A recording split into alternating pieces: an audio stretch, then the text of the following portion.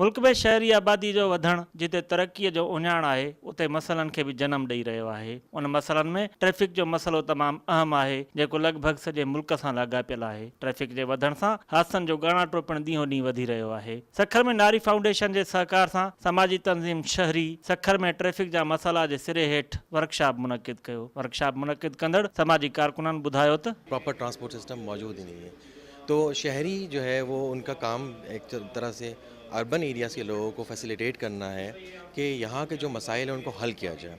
और उसमें सबसे अहम इशू जो हम देखते हैं जो कि इंसान की रोज़मर्रा ज़रूरियात हैं वो ट्रैफिक की बहुत ज़्यादा है, ट्रांसपोर्ट सिस्टम की बहुत ज़्यादा है। और मास ट्रांसिट सिस्टम किसी भी शहर में, सिंध के किसी भी शहर में अवेलेबल नहीं है, चाहे वो कराची ही क्यों ना हो। कोई भी कानून ते अमल ना है, तो इन करे जो पंहिंजो ही हिकिड़ी कंसल्टेशन असां कराईसीं त जी कंसल्टेशन कराइण खां पोइ हिकिड़ा जेके सिंध हुकूमत खे जेको कुझु माना ॾिजनि जेको हिकिड़ो ड्राफ्ट तयारु करे त उन ते जीअं अमल उन ते जेको कानून ठहियलु आहे जेको ट्रांसपोर्ट जो उन ते जेको अमल दरामद कराए सघे। सखर शहर में ट्रैफिक के मसलन बाबत ॻाल्हाईंदे शहरियुनि चयो त वर्किंग लेडीज़ आहिनि उहे त सोचे बि नथियूं सघनि त पब्लिक जेकी ट्रांसपोर्ट आहे उहे यूज़ कनि, छो त उहो बिल्कुलु कंजस्टेड आहे। तव्हां पाण अगरि ॾिसो त कहिड़े टाइप जी जेकी हिते हली रही आहे ट्रांसपोर्टेशन, त फीमेल्स उहे बिल्कुलु सोचे बि नथियूं सघनि। सखर में जीअं मेडिकल सेंटर ठहियल आहिनि त मेडिकल सेंटर जी का पार्किंग कोन्हे, उते ट्रैफिक जाम थींदी आहे। सखर में जेके कारोबारी मर्कज़ उहे रोडनि ते आहिनि, कारोबारी मर्कज़नि जी का बि प्लानिंग कान्हे।